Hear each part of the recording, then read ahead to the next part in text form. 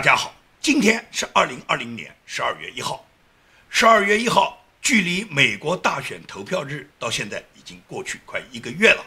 那么这1个月来，我相信有很多网友跟我一样，心情呢起伏跌宕。也就是说，川普总统他本轮大选，他的选情到目前都不能得到最终确定。尽管呢有几个州呢，他们开始了所谓重复点票，但是你去想想看，假票你去点上100遍，不还是假票吗？也就是在重复错误的情况下，无论它重复多少次，那么最终还是一个错误的结果。所以说呢，对现在这个计票什么重新去清点呢，我个人认为已经一点意义都没有。那么大量的舞弊的事件，现在这些舞弊的证据都是放在面前的，如何去解决呢？各个州呢可能有各个州呢解决的办法。那么宾州呢本来是开了个好头，也就是宾州呢它的这个议会的决定就是不按照他们宾州统计的这个结果，因为宾州大量的舞弊存在嘛，这个统计的结果已经不能够真实的代表宾州人民选举的意愿，所以说宾州议会呢本来是准备由他们去废除原来州务卿和州长有权提名选举人的这个宪法给他们的权利，是取消了他们这个权利。议会呢准备由议会来推出代表他们宾州，然后投选选举人团票的这个代表人，也就是由议会指定了这个选举人团代表人呐，那么最终由选举人团代表把他们宾州的这20张票代表他们整个宾州人民的意愿，把它投给今年总统大选的竞选人。这种方式呢非常好，只是呢这个呢走了一半，因为呢时间来不及了。宾州议会呢只有1个工作日了，到了现在已经圣诞节很快要来临，很多州的议会呢现在都已经进入休会状态。那么在这种情况下，宾州议会呢要完成这个事项呢，走完议会的所有的这个选举流程呢，它已经来不及了。说是再次开会的话，也就是整个州议会再次复会的话，要到明年1月份了。那显然就已经完不成大选规定的那些最后的法定时间了。但是宾州的这样做法是给其他州呢开了个好头，因为别的州也完全可以像宾州这样去做啊。美国是规定每个州你的选举人票是确定的，多少张票就是多少张票，但是你们这个州怎么样去产生选举人团？选举人团由哪些人担任？他们如何去代表你们本州所核定的法定的这个选举人票？由你们本州由当地州的法律决定。所以在这种情况下，宾州议会本来是由州议会来确定本州的这个选举人团最终的代表人的名单的代表人的资格的，是废除了原来州长州务卿有权提名代表人资格。那么宾州现在这件事看来就是完成不了了，其他州能不能这样做现在都不好说，因为其他几个州呢现在都在举行州议会。那么最终州议会最终会给出一个什么结果呢？目前来讲呢，我们没办法猜测。也就是说，司法之路呢现在呢越走越窄，撑下来呢只有高法这么一途了。而且我们看到了大量的证人证据，可以讲这些证据已经是铁证如山，选民的愤怒的情绪呢也达到了一个很高涨的这个态势。那么这2种趋势碰撞的结果是什么呢？也就是最高法如果它能够解决这个问题，也就是最高法最终变成了解决这个冲突的唯一的一个泄洪阀门的话，如果最终解决了那还好说，如果最高法最终也没有解决，也就是美国的司法不能捍卫美国的宪法尊严的话，那么美国发生内战的可能性是完全存在的啊。这是美国建国200多年来首次发生的对大选选票的窃取，也就是不是按照人民真实的投票的意愿，现在诞生了虚假的总统当选人。在这种情况下，绝大部分美国选民是不能够认可的。这绝不是川普他个人担不担任总统的问题，这是美国绝大部分的选民，这7000多万选民，他们需要弄个明白，就是他们的选举是否真实合法有效。那种被窃取的选票，那种非法选票，那种在墓地里面投出来的选票，那种非法移民的选票，和那些不符合法定时间邮寄的那些选票，显然都不应该记录到美国宪法规定的法定选票之内。在这种情况下呢，目前呢这个司法程序呢走得很艰难，能不能把这个案子最终打到最高法院由大法官来定夺，现在呢我们都不好说。那么网络上毫无疑问来讲，所有的主流媒体仍然是对川普一面倒的抹黑，一面倒的压制，连川普总统的推特都经常被封。你看看中国外交部的这个赵立坚他自己使用假冒伪造的这个澳大利亚的图片，然后发了这个推文，很多人都质问推特公司，赵立坚这样的推特你能允许他？这种造谣假冒的这种图片的这种推特，你能允许他一直存在吗？包括美国参议员卢比奥，他都质问推特公司，为什么赵立坚的这个推特，你们推特公司没有下架呢？没有对他进行质疑呢？从卢比奥发出质问到现在都已经几十个小时过去了，推特公司根本不理睬啊。但是川普总统的推文，他们动不动就把它删除啊。川普总统连发推现在都没有自主的权利，很多人还说川普总统是独裁是专制。你见过一个连自己推特都发不出去的独裁专制的总统吗？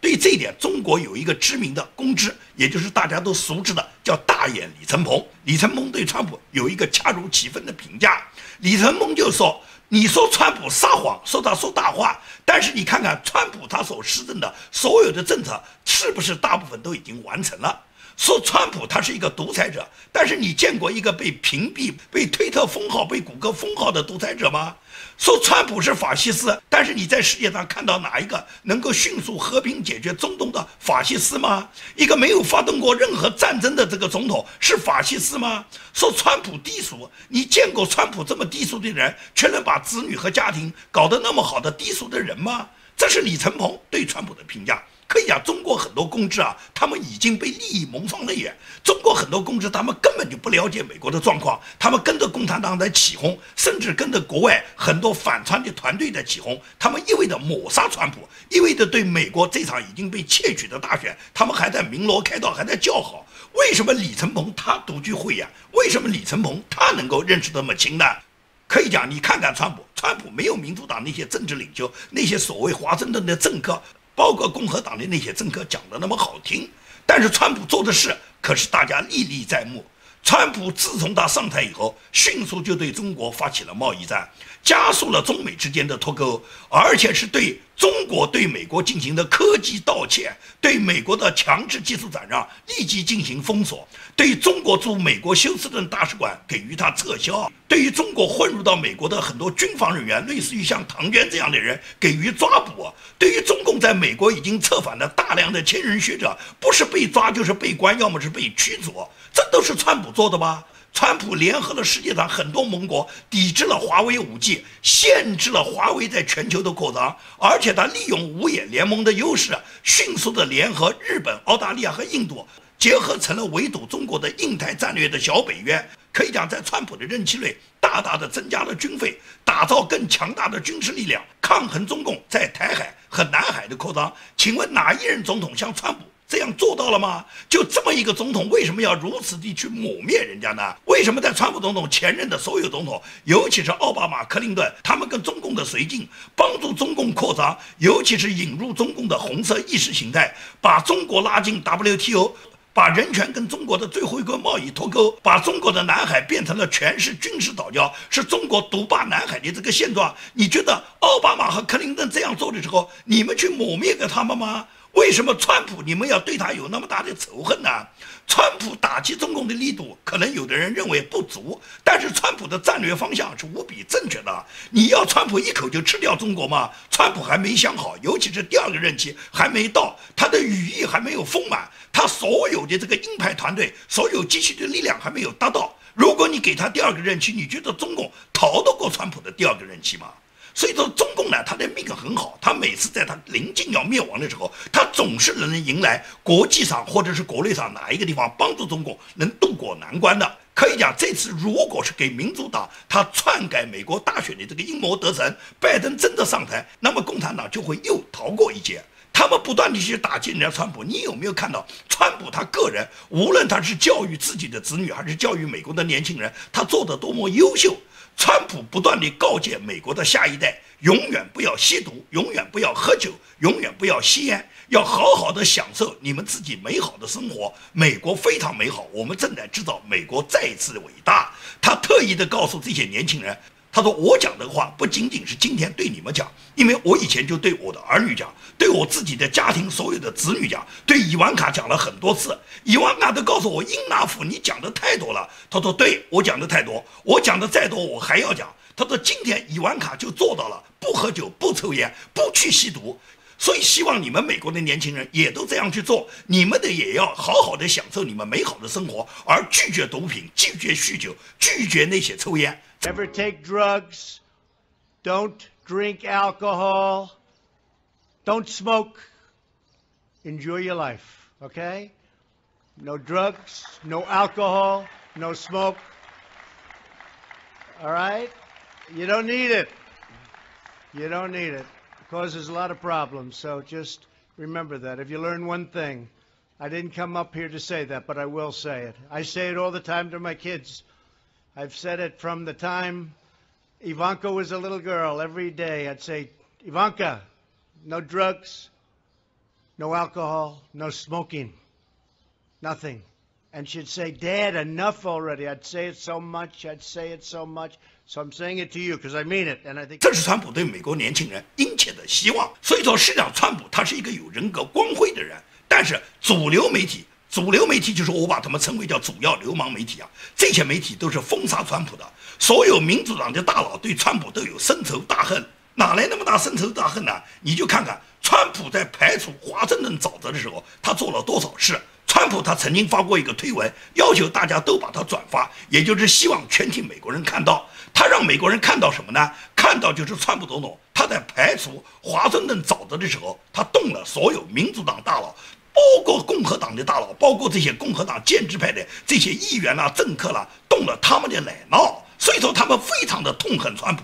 川普有一个议事规则，就是改变美国议会的议事规则，也就是川普有一个2018年国会改革方案。这个国会改革方案基本上把所有的议员全得罪了。这些议员不光是民主党的，共和党的议员也得罪了，因为川普总统就是要拿掉他们的蛋糕，川普总统就是要恢复美国每一个人人人平等，要恢复美国的传统价值观。川普在这个2018年国会改革方案里面明确规定，没有终身职位，不可能让议员永远终身制，每一个议员都应该有任期制。当某一个人民选举的任期到位了，你就要从议员的职位上离开，让别的人来担任议员。而且你离开以后就不应该再有什么养老金。国会议员也好，那些妇女代表也好，他们在任职期间他们可以领工资，但是卸任以后就不应当领取工资，不应当由美国纳税人养那么多退休的议员、退休的这些妇女代表，而且他们不应该有什么额外的津贴。过去呢，美国国会呢，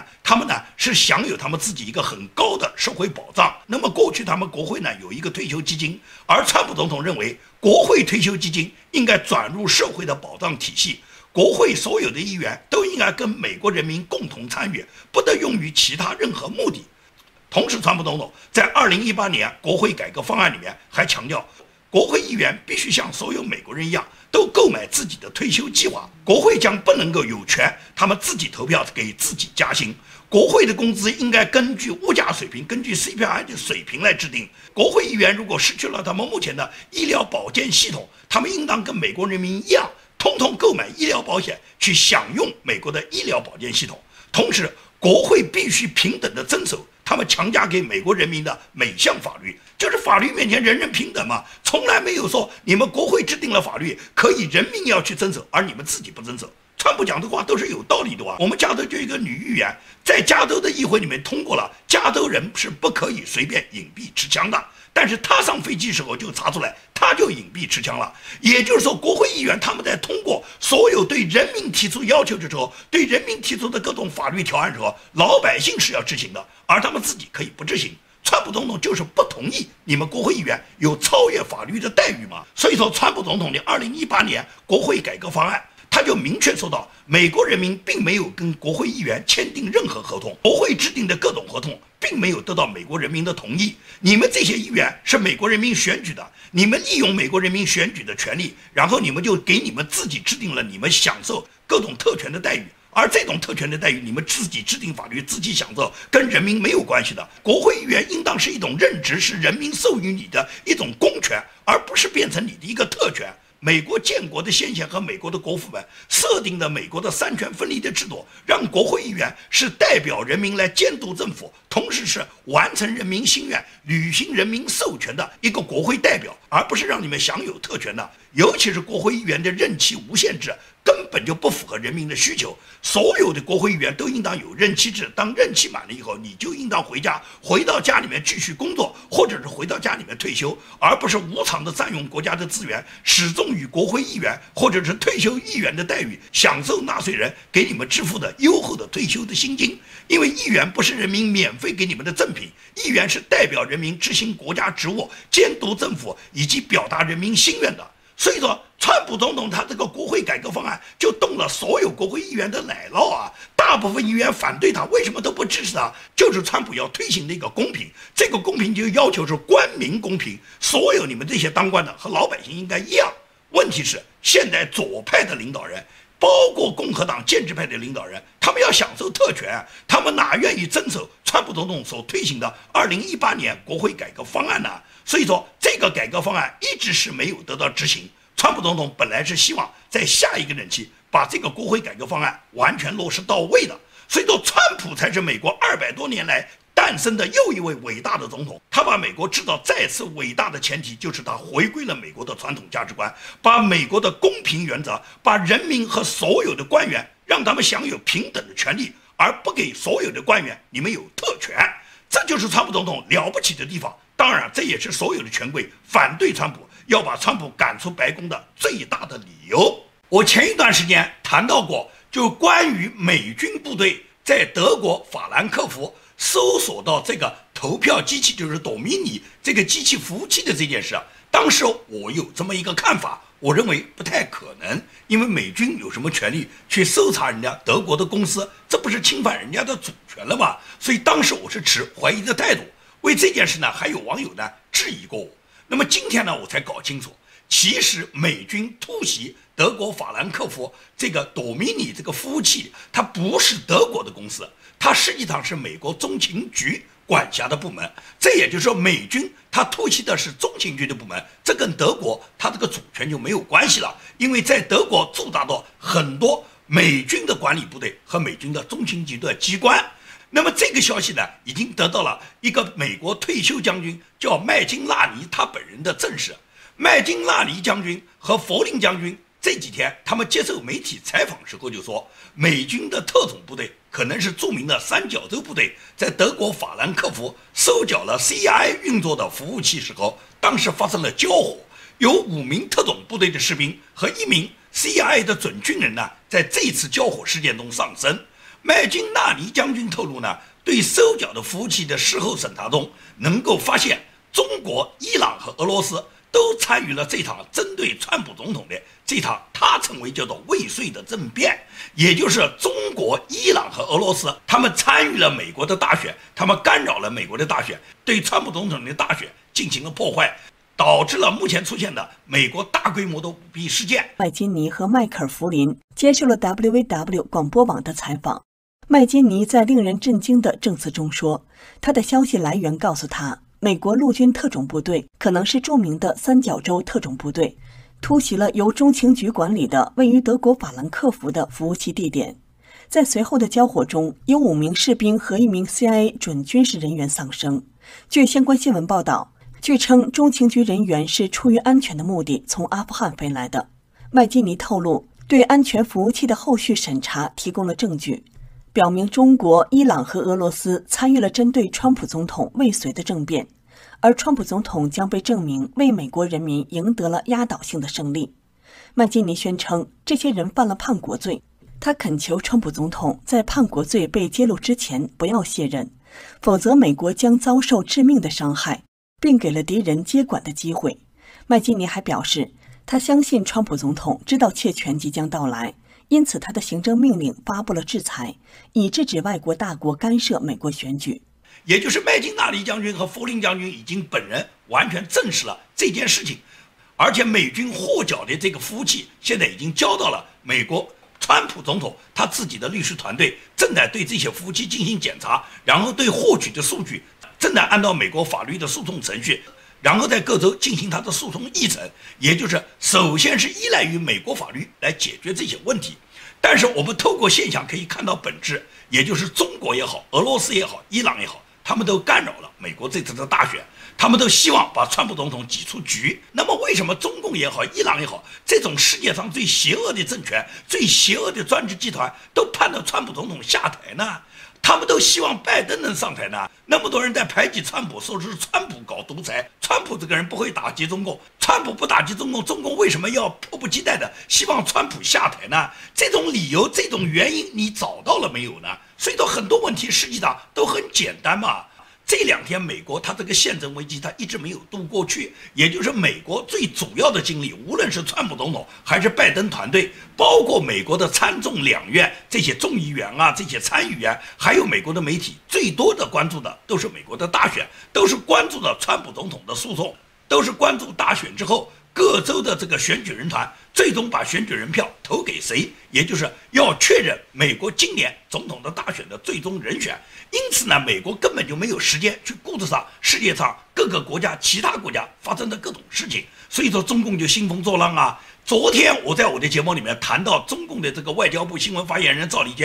坚使用一个伪造假冒伪劣的图片去对人家澳洲指责，说澳洲的士兵杀害儿童，其实这一切都是赵立坚使用假冒伪劣的图片。对于赵立坚的这种做法，澳洲总理他本来就要求中共给予道歉，但是中共呢横眉冷对，去反唇相讥人家澳洲。那么今天澳洲最主要的报纸《澳洲每日电讯报》，他在今天的头版发表了64天安门广场坦克人阻挡坦克前进的图片，把这张图片当作他们的头版，并且模仿赵立坚的推文，他这样写道，说我们对那些被中国解放军杀害平民和学生感到震惊，我们强烈谴责这种行为，并呼吁追究他们的责任。最后每日电讯报特别注明了说，这张照片是真的，也就是每日电讯报引用的当年北京8964天安门广场的这张坦克人阻挡坦克的照片是真的，而赵立坚引用的图片是假的。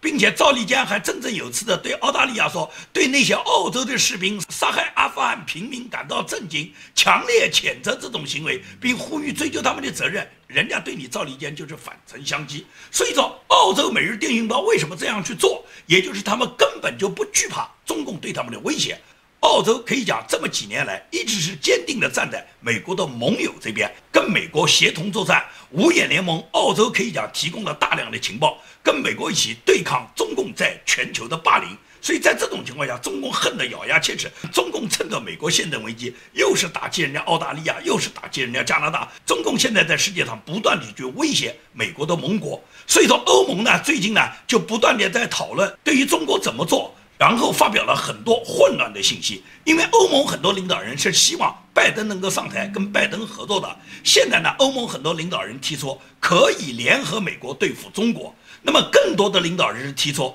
不需要在美中之间选边。到了昨天，德国总理默克尔就拿出了他的理由，拿出了他给欧盟的一个标准答案。默克尔说什么？要在价值观与中国市场之间寻找一个平衡点。默克尔这个意思就是什么呢？就是不能因为价值观我们就放弃跟中国的利益，但是我们跟中共打交道，我们在追求利益的同时呢，也不是完全放弃价值观，我们多少可以坚守一部分。这就是默克尔这个骑墙派，他就是专门用这种方式来忽悠欧盟的领导人，忽悠欧洲的领导人的。欧洲的领导人这么多年来被默克尔忽悠的不算少，所以说现在很多欧洲的左派啊，他们跟默克尔一样，他们对中共采取的都是一种绥靖的政策，而这种政策就导致了欧洲也好，导致了美国的左派也好，不但是对中共绥靖，而且任由中共他把他的红色思维扩大到全球。今天美国也好，欧洲也好，澳洲也好，他们都遭受了中共对他们的霸凌，都遭受到了中共意识形态的渗透，